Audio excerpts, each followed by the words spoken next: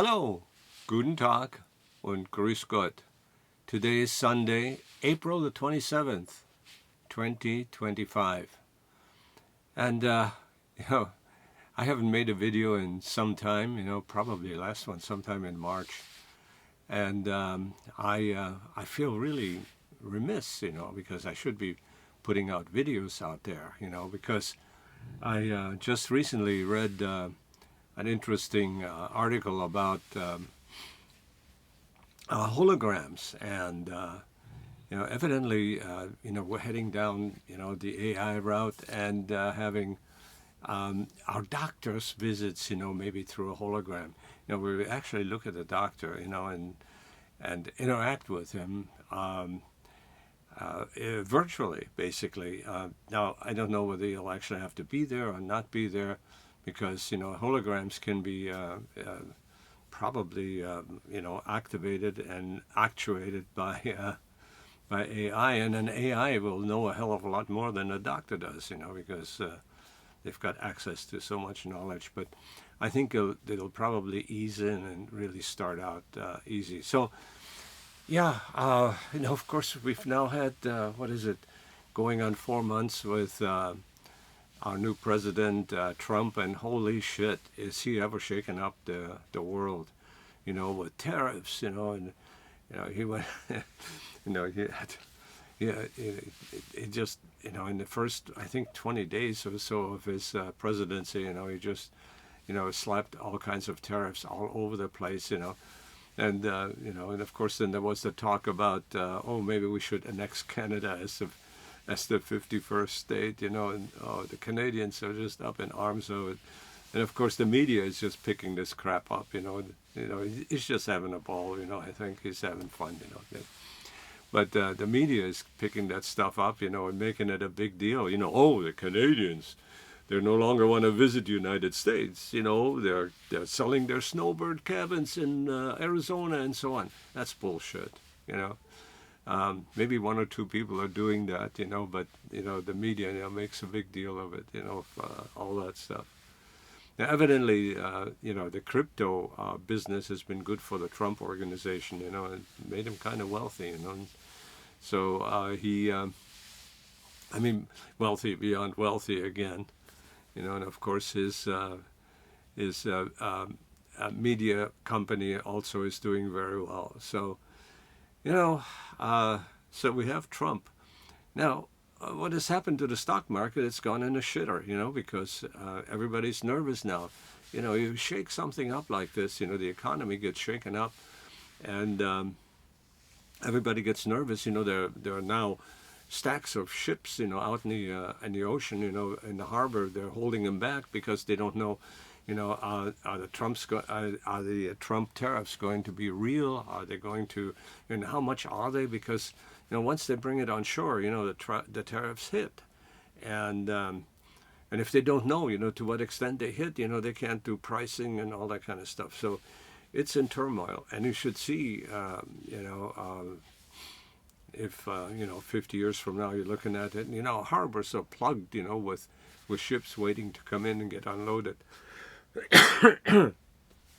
So, and the media, of course, is hyping that stuff up. Oh, all your toys for Christmas are going to be double or triple the cost, or maybe more, and so forth. And Trump at the Trump White House, it says, we're talking and negotiating with our suppliers and with our countries about what kind of tariffs are actually appropriate and for what and so forth. And and China saying, well, we're not talking to anybody, Yeah, so, and of course, he really kicked the world economy in the butt, and we don't really know how it's all going to turn out. So we'll just kind of have to see. And I said, the stock market went into shitter. Yes, it did. We had the Dow Jones was 43,000. Now it's just barely 40. It went all the way down to 38 something. And so all of our 401ks are in trouble. Of course, that gives us a lot of pain. Because retired people are drawing on a 401k, and so it's problematic in that respect. Anyway, yeah. So so I tell you what, he wanted to drain the swamp, and I'm not sure that he's drained the swamp because the Democrats are now rallying, and fighting him in every bit that they can, because it's really crazy, For instance, there is ICE deported a guy, that is a suspected gang member, to El Salvador, and El Salvador is welcoming all the bad guys because they have the prison all set up, for bad guys. They've got thousands of them, locked up, gang members and so on, waiting for trial, maybe, if they survive, But anyway, they're not being mistreated or anything as far as we know, but they're not treated very well. They're treated like prisoners, and they've been violent, known gang members, tattooed all over the place, which, makes them part of the gang. Anyway, so this one guy, evidently has a wife and a kid here. They rounded him up, and somebody found out that he wasn't on the list, of known gang members, to be rounded up, and so the press is making a big deal of it, and the Republicans don't. I mean, the Democrats have nothing else to talk about, So what are they talking about?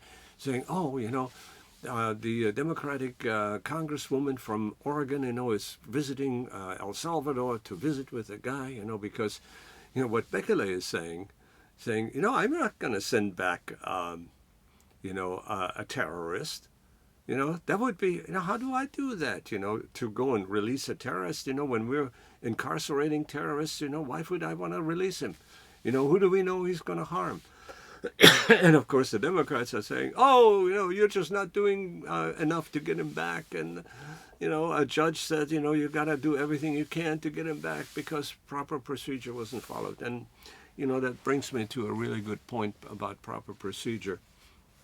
If we let our government actually, just round up people, from the street, without due process and send them all over the world, what is there to stop them to, let's say, rounding up with Krieger, because, maybe it was Alexa that said something, Krieger hates Trump or something like that, So it could become something really nefarious, So I think we actually need to insist on that the process is being, if there's a process to deport all these bad guys, round them up and deport them, we should follow it. Now, it's not clear whether there's a process because under certain regulations or certain laws, the enemy of the state law, you can just round up, these guys that, you've got all these tattoos all over your face. Well, obviously you belong to them, so off you go. Now, good point. Why would anybody run around with tattoos all over his face, unless they belong to the gang, because they show their allegiance, to the gang by disfiguring themselves, in a certain way. No, hey.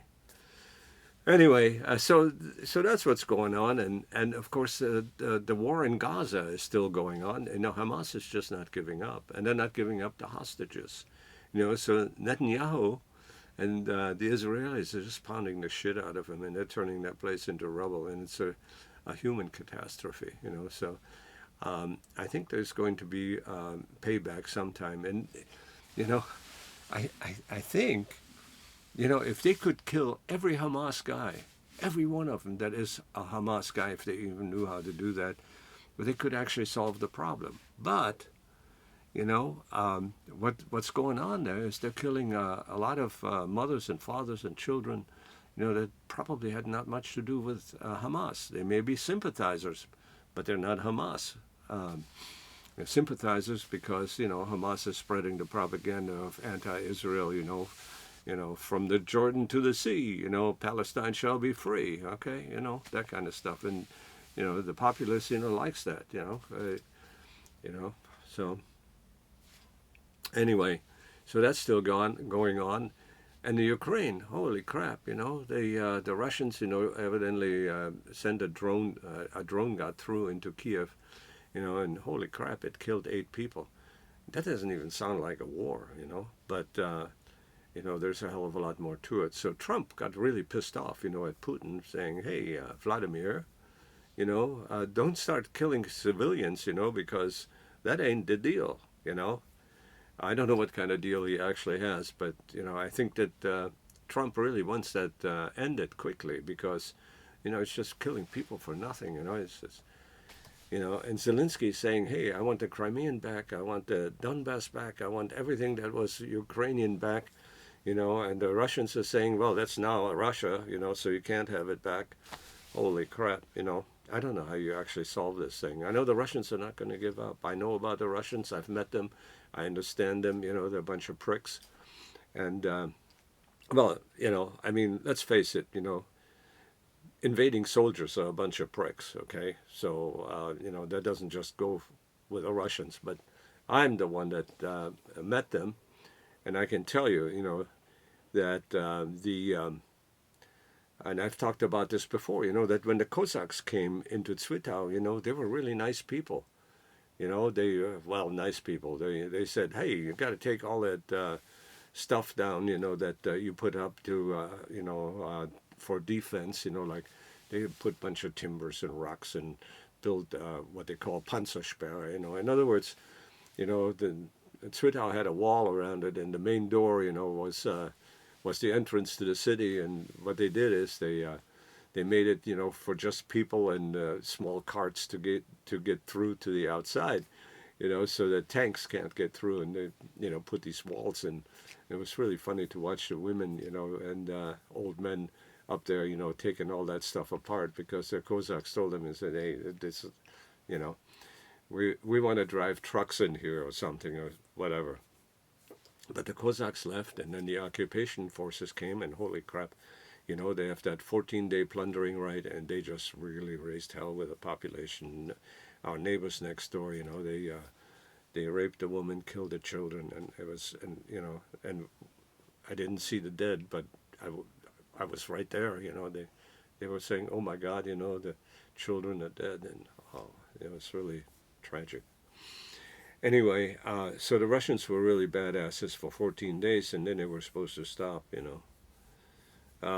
So, how did we survive? Well, my mom was really a clever woman because she actually knew Russian. She grew up in Poland, no Polish, German, French. And actually, I think she could also read Greek. But this was taught in high school since she was a high schooler. Didn't graduate because she got married, but she got a really healthy smattering of German education in the Deutschen Gymnasium in, I think it was in Lodz. Lodz is now Lodz, but there was a time when it was called Litzmannstadt. So anyway. Anyway, the doctor and the holograms. I'm going to jump around a little bit, and this may be a long video because I haven't done one in a long time. I'm thinking, that my son Patrick or my son Michael or somebody, will resurrect me, for as a hologram sometime, and and we have this massive data. Accumulation, of videos, and so, I think on that there may be enough information there, to where they are able to talk to me whether I'm there or not. It's kind of cool. And they can ask questions and answer, and I would answer because, my videos sometimes, are repetitive because, I get the urge to talk about something, and so I do, and I may have talked about it before, but anyway. Yeah, so so what Mom did, and I said that in one of the previous videos, what she did is she took red paint, and I remember that, she took red paint and wrote over the door sill in Cyrillic, typhoid, okay? And so, well, how did we survive? There was only one time that a Russian came into the house. They just didn't want to have anything to do with us. And they should have had something to do with us because, the people next door, they were Czechoslovakians. They weren't even Germans, you know?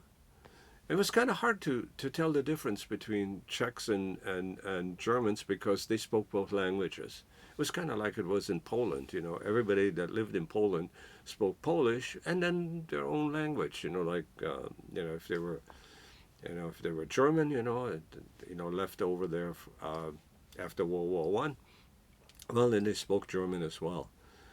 And yeah, there was one Russian that came in, and I remember how scared my mom was, and he said to her in Russian, "Don't be afraid. I'm looking for garlic because I have a very bad toothache." So my mom didn't have any garlic, so she went to the neighbors, and got some garlic for him, and he was very appreciative. And I remember he said, I also have a wife and children at home, because she translated it. Anyway, and that was our experience. But you know what? There was, while we had those experiences, we were also constantly in fear, and that, while we were able to skate through, and here I am, at 85, alive, and made it through all those tough times. But the fear is indescribable. And when I look at the kids in Gaza, and probably the same thing has happened in the Ukraine, those kids, they're going to be a generation of kids that are growing up that are not going to be forgetful. To me, when I talk about it right now, the fear is palpable. I remember how scared I was. So I was 5 years old. And I have very sharp memory from that day, because it was from that day, those days, because it was so impactful.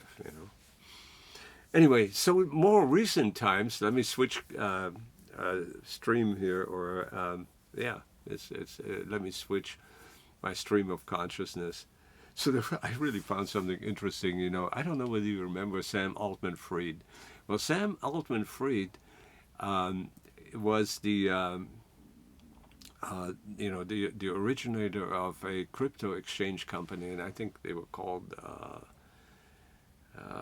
I can't remember the name right now, because what pops into my head is BYD, and that's actually a Chinese car company, but it was something like that. And I've talked about Fried because he had this girlfriend that was crazy. Anyway, he was a big funder of Democrats, a fundraiser for Democrats in politics, and he donated a lot of money, somebody else's money, to the Democrats, and so so he finally had to. They finally jailed him, and he was out for a long time, being at home with his ankle bracelet and so forth, but he's finally in jail now, and it's not a very nice jail, but. While he had these ankle bracelet and stuff, he gave interviews, to Fox News and so forth. And he was saying,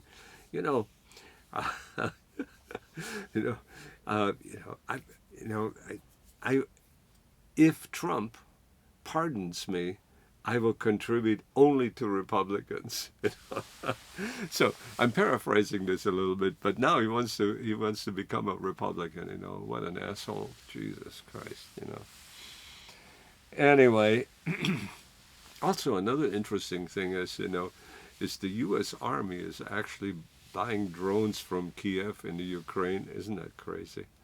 Because they're more up to date. They're using Chinese components, and and so they're not as vulnerable to frequency jamming and so forth. So just real quickly about Doge and Elon Musk. Holy crap! Did he ever really step in it? Elon Musk. Yeah, we love Teslas. Okay, the Teslas are really great cars. And we think Elon Musk, is really a great engineer. I mean, holy shit! He can land a rocket that comes back to Earth. Like a pencil on its point. I mean, whoever. Nobody ever dared to do this in the past. From an engineering standpoint, you get the people out, throw them in the, parachutes and dump them in the water, or even on land. I mean, you can have enough parachutes, to land them, kind of less harshly, and which the Russians did routinely. They landed their capsules in Kazakhstan, out there in the desert. But anyway, so Elon Musk, he's putting up all these satellites. They're actually basically, um, U.S. spy satellites and communication satellites for our services. The Army, the Air Force, and so forth. And he's throwing these things up there by the thousands. And, Starlink is something that we use, So he's an innovator. And when he started to work for Trump, on the campaign, and started to get some notoriety, and then became the head of government efficiency, the Department of Government Efficiency. Oh, man. The stock dumped, people are now hating on Elon, and, they're graffitiing the Tesla stores and keying Tesla cars and stuff like that, And of course, so one Tesla car gets keyed, in the nation, okay? And the press, is all over it. Oh, Tesla cars are getting keyed, I tell you what, I am so disgusted, with our media, and you can't do anything about it, because if you put restrictions on them, we don't want to become like Russia's Pravda, that becomes then a mouthpiece of the government. So it's a toughie. It's a real toughie, what to do with the media, and we just have to let them lie. And of course, they say, "Oh, you don't lie." Of course they don't lie. What they do is they make innuendos, and cause and shift public opinion. My wife Marge just recently, gave that commencement address, to UCI, the humanities department, and her big message was what she did, back in the day, is she understood that the media was the message, and these guys, our media, they understand that very well. They know that they can shape public opinion. And since they're mostly liberal pricks, they're shaping their public opinion toward, their particular narrative and their agenda, which is the wrong thing to do, because, we used to have Huntley Brinkley that just reported the news without an agenda, as far as I know. So this is what we'd actually like to have it. And now you have to comb through the internet, and see what really happens. And almost anything that you hear on the internet or in the media, you have to let it gestate for a while, because it's usually bullshit.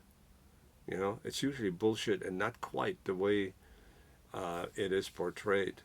But they've learned, they're clever in couching it in terms of where they're, we're only talking about this particular thing, and that particular thing may be the only thing that's true, but they're turning it into a huge story, like, the thing with the gang member, that it went to El Salvador. It's one gang member that is to the El Salvador. And a mother was deported with her kids. And how can you deport Americans? Because these kids were born here, 2 and 4 years old. How can you deport Americans? And it was very simple, you know. The mom wanted to take him with, and they said, okay, take him with, you know. Crap. Anyway. So, yeah, the Department of Government Efficiency, you know, which is really pissed the Democrats off like crazy, because evidently they're the biggest beneficiaries of, you know, inefficient government. I'm not sure whether that's exactly true, but it kind of feels like it, because, you know, Jimmy Carter established the Department of Education. That's a huge department. I guess it's got some thousands of people working in the. And what the hell did they do for the last, what, 40 some years? You know, you know, no, our educational scores that we keep track of, they've all going down to shit. People don't know how to read anymore, you know, and um, and so, you know, end up being educated, you know, with you know, the woke narrative, you know, yeah, there's no gender, you know, that kind of stuff, you know, and you know, transgender people can you know, compete with, when you declare yourself a woman, you know, even though you know, have all the male attributes. Declare yourself a woman, and you can compete in women's sports, you know, in a lot of places.